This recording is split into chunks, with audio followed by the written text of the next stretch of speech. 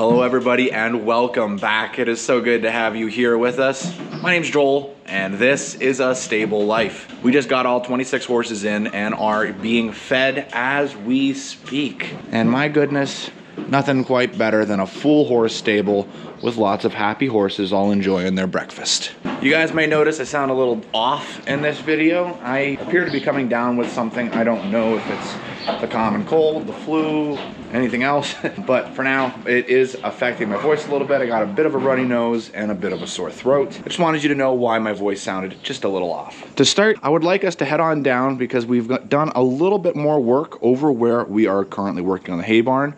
Wanted to give you guys an update. The tractor is still over at our dealership. It is currently being worked on as we speak. We still have a few days till we are able to go back down and pick it up. And I also have some sad news.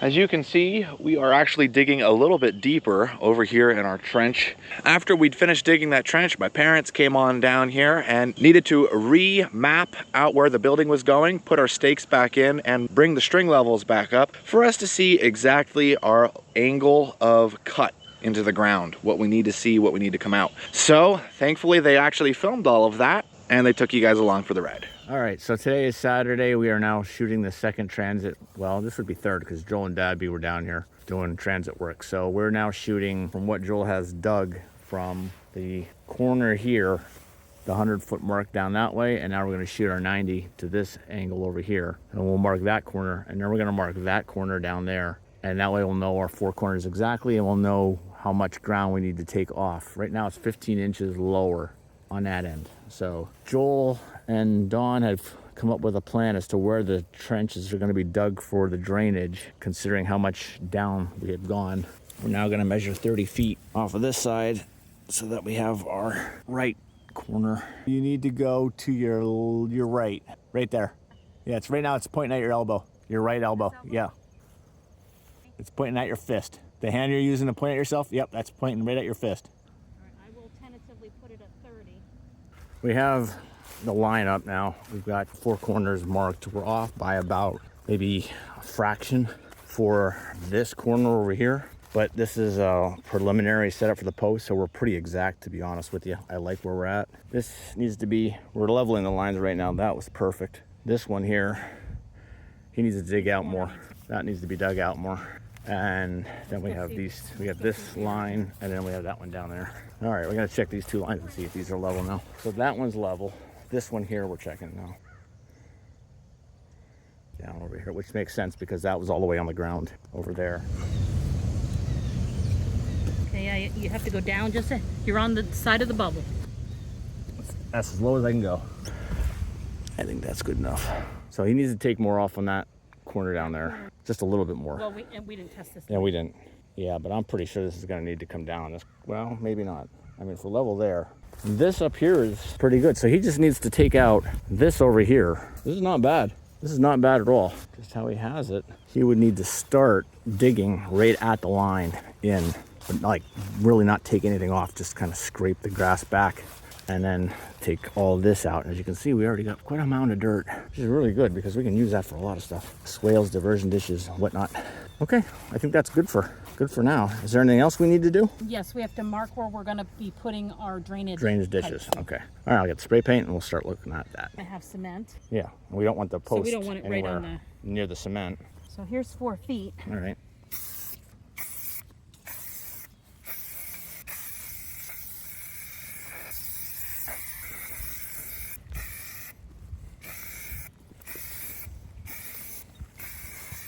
Okay. And then you want that line to go up above too. 4 feet from that post. They're like, it's starting to rain. Bye, guys. Going for cover. All right, so it started raining, so we just put the camera away. Now it stopped raining. It's being temperamental right now. So we had the lines in for where the drainage pipe's gonna go in. It's gonna be one of those pipes that has all the holes drilled into it, so when water seeps into it, it'll run out. And we'll have a drain, French drain on the other end. We're gonna fill it in with potato rock because we have a lot of that around here. And we're putting another one in at the 50-foot mark. And this is gonna be underground on this one. And it's gonna be tied in up there. So it'll just keep the water running out the other end of the barn. That way nothing's sitting in here. And then we have another one that's going to be going in down here on this end, 4 feet off from where the posts are going to be set. The posts are 4x6s, and they're going to be sitting in the corner. We're going to have them set, I believe it's every 12 feet. But it's coming together. Originally, when we had decided to do this, the delivery was going to be September 13th. They're short some of the items, so now that's been postponed and pushed back another 12 days from the 13th. So it's looking like October is when we're going to start building, and figuring 2 months of working through it. So October, November, before the ground freezes. We'll definitely have the posts in, but it'd be nice to have the sheet metal and everything up before it gets cold. That's the goal. All right, go from there. Keep you guys in the loop. Thank you so much, guys. I really appreciate you taking all of us along for the journey as you guys remapped that out. As you can see, what they discovered was that I need to go down about 6 inches or so. So you can actually see what the final result is right here. This is carved out an additional 6 inches. I wasn't able to get all the way through though. I did not have a lot of time. So we actually are all good right up to right here. And then right there is where I stopped. And I actually have from this side carved out all the way up to right here, which is about the halfway point for this. Well, right now it's basically a trench, huh?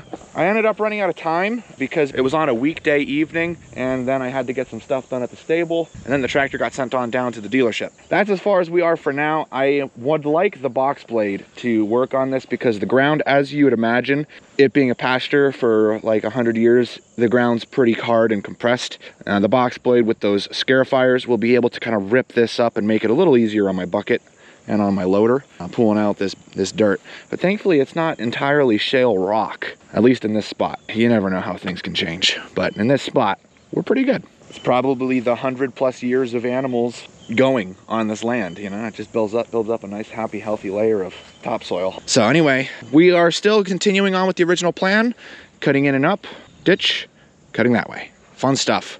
But that's your update on how things stand for the hay barn for today. Our goal for today is to get that wagon fixed. The part came in, and I would like to get that wagon up and running because we're gonna be using that to haul away all the dirt that's carved out when we're digging our trenches for the pipe and all of that. Not to mention, we will see if we're able to borrow some of the equipment from the Veggie Boys. Maybe we could do some work on this today. I honestly don't think so. Hoping to get those 2 giant piles of dirt cleared off and gone tomorrow. So we're gonna head on back up to the horse stable, get these guys finished being turned out, and then let's take a look and see what we have to work on with that wagon. Well, all right, guys, we have all the horses fed and taken care of. Taking a look at the schematics, it looks like we have, of course, we've got to take off the 4 lugs here. We have to take off this cap, and then I don't know if the new part came with the bearings inside it or not. Personally, I don't think it did. There's only one way to find out.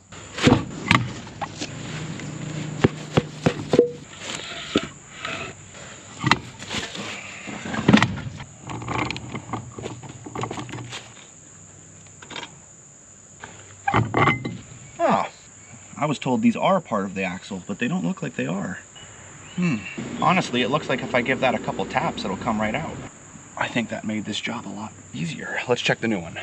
So the individual on the phone had instructed me that this was one solid piece, and that there was no way that I could put it together, which kind of confused me because everything I've worked on, you know, the bolts can come off. Yeah, so there's the bearings and everything. Oh, cool, they gave me new lugs. I'm happy about that. Oh, I see. If you look right in there, they do tap in, but then they weld them. Looks like they do a little spot weld on each of the sides.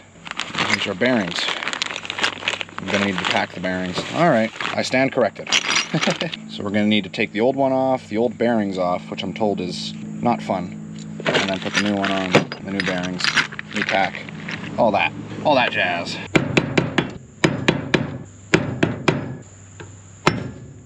Very thankful they sent this under warranty. It wasn't too expensive of a part. This was about $50.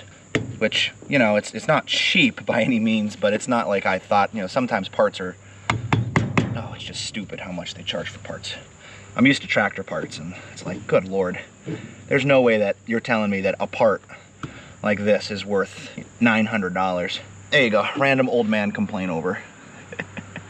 My family around here, my mom, my wife, when I start doing stuff like that, they call it me being a random old man. Just complaining about stuff. Can't help it, I guess it's in my blood, right? There we go.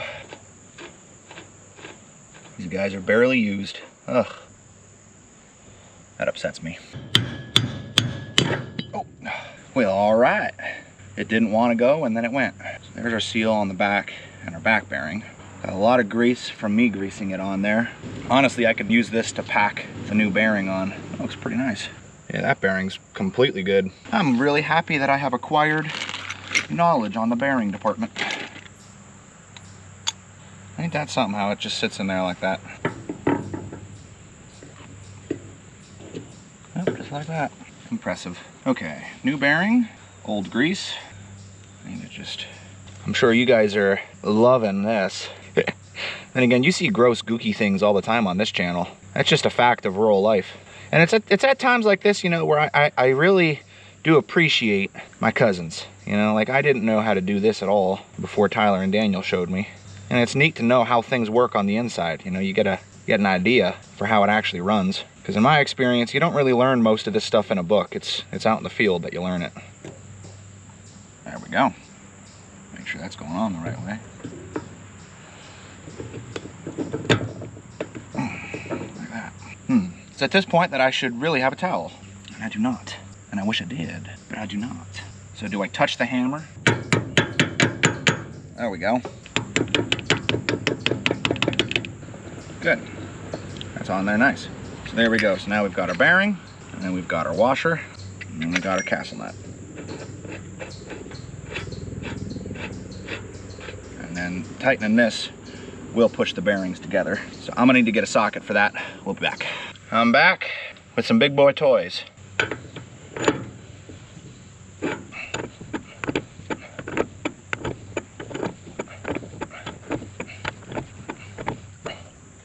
Yeah, that's good. Okay, cotter pin. Look how easy that was, huh? And then last but not least, we have our cap. Don't want it going on crooked, because then it'll resist me here. Come on now. You want to go on straight and right. All right. Got a little piece of wood here. It's not little, but that'll do. It knows that I'm trying to keep it looking nice.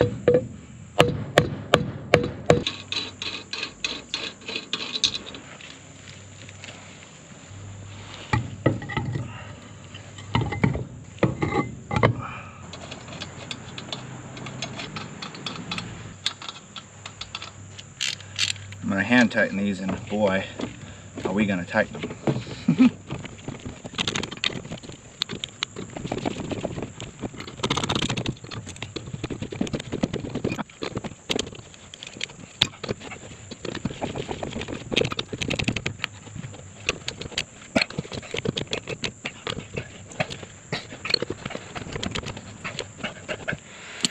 Okay, now I gotta reblock this back up, let the wagon hold on it, and then we'll tighten it some more.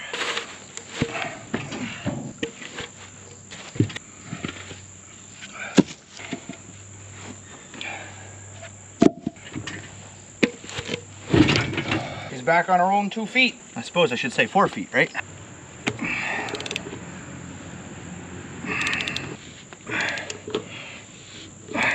Okay. Just beautiful. Wagon is fixed and good to go. All 4 tires I tightened up, and as I was doing this, I actually thought, you know what would be a good idea is every year as I'm using this to actually rotate the tires, because the front tires are always going to be pulled in a certain direction when you're turning, and then the back tires are the opposite. I recognize that's something you do when you're on the road, but that way it does share the weight among the axles and among the rims on the tires. Also, lubed up this. Listen to how good this guy sounds now. It doesn't like squeak and creak. Just makes that satisfying click.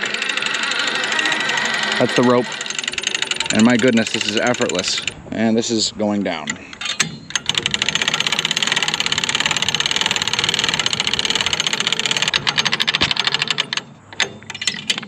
There we go. We'll leave that up, so if any water that comes over, it'll run out. I'll leave that open too, so the water's got a place to go. Okay, so that is ready to get back to work, and I'm happy about that because it's gonna have a lot of work coming up for it. So, fixed, good deal. I'm pretty exhausted. It is only noon. I'm not gonna be eating lunch with the farm. I don't wanna risk getting anyone else sick. So I'm gonna head on home where my lovely wife is, and I think I'm going to nap and drink a lot of water. I'll see you guys for afternoon feeding. Alrighty guys, looks like I actually got some help this afternoon. My mom's gonna tag along with me and help me out for afternoon feeding, which is pretty spicy. And she's gonna be driving my truck. I'm excited. Now guys, you can see all the horses are turned out. Mom helped me out a lot with feeding horses. This is actually not that day though. I ended up feeling pretty awful that day and really happy that my mom came down and helped me feed. She was integral in getting done and me being able to get home and kind of collapse on the bed.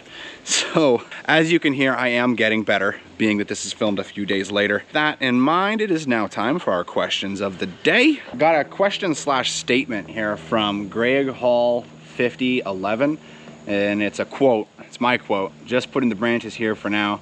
And then the question is, how many of us viewers have said that before?